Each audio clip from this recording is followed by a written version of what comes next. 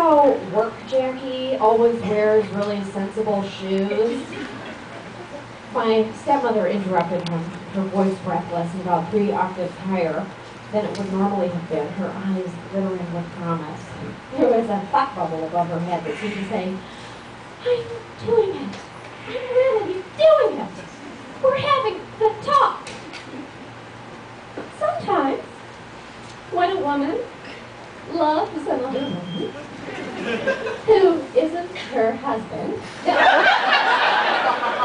cancel that. A lady sometimes doesn't want to marry a man. She wants to marry a lady. And then one of them is the lady. And one of them is the man lady.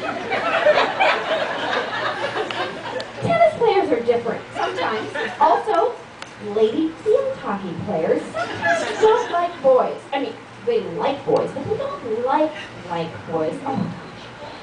Remember the time we went for brunch and we saw that lady who sort of had a beard?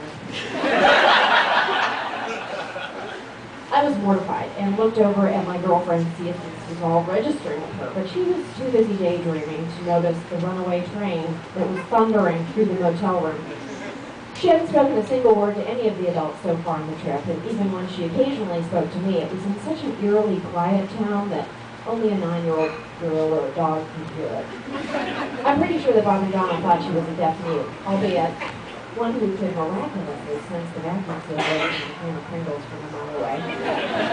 I was eager to let the whole thing go when my friend asked casually, what's munching the carpet have to do with anything? All the clocks in the room simultaneously stopped ticking. Of all the times to pipe up, why had she chosen this as her first foray into conversation territory? Why now? There had been plenty of excellent opportunities up to that point. Where had she been when my parents were debating a diversion to the world's longest covered bridge in lieu of an extensive tour of the region's plentiful French fry-based snack trucks? Thanks to her indifference, I had had to watch my dream of a fried potato smorgasbord vanish into thin air while we ate soggy egg sandwiches by the side of the road and stared at the bridge all day.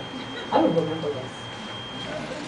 After a long sigh, my father's shoulders visibly sagged under the heavy burden he was about to lift.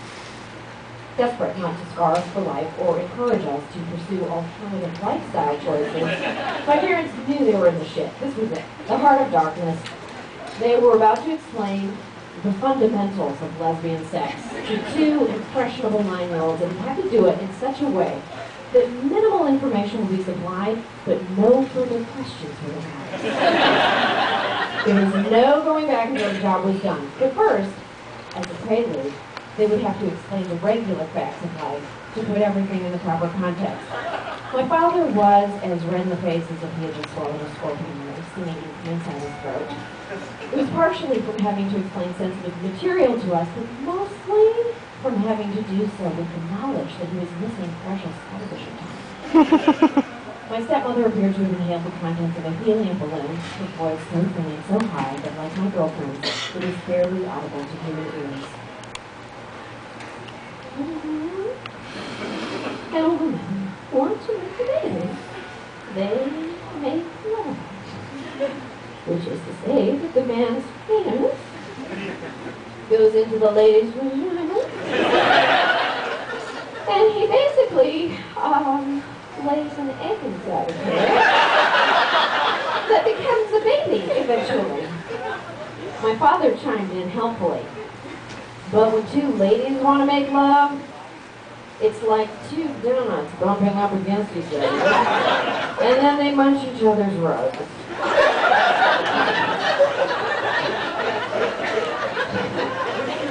My friend was disgusted by this and turned away, gone. I sat, paralyzed with fear that this conversation would continue even 1 nanosecond further. Clear, I nodded vigorously. I didn't want to tell them because I didn't want them to feel bad about having missed the opportunity to teach me something, but I was already quite acquainted with the regular facts of life, and perhaps even more so with some of the irregular facts of life. My mother was fixated on the notion that it's unhealthy to prolong childhood innocence past the age of, say, 7. Trying to toughen me up, she routinely mocked me for my devotion to disco music and my childhood ambition of becoming Kate Jefferson. Whenever I was at her place, she was happy to let me do the grocery shopping and cook dinner on my own for both of us while she was out. I took the subway to school by myself, got myself to bed at a time I thought an adult would approve of, shopped for all my own clothing. Naturally, this meant that I had free reign to choose my own outfits for school, which produced many heart attacks on the part of my grandmother, who also happened to be the secretary at the Catholic school I attended. White, short, suede, hot